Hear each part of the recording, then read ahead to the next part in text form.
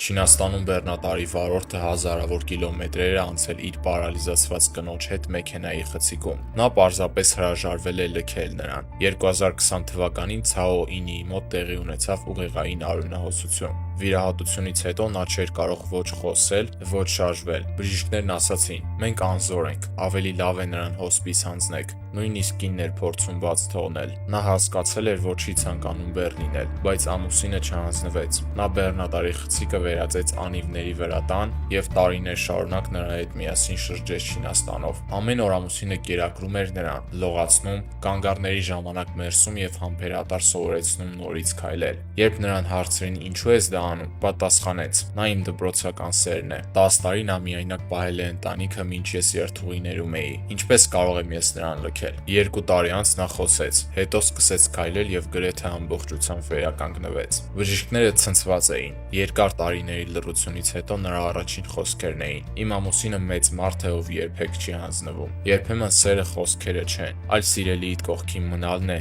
երբ ամբողջ աշխարհը խորհուրդ է տալիս հեռանալ»։ Ամեն օր զարգանալու համար բաժանորդագրվիր։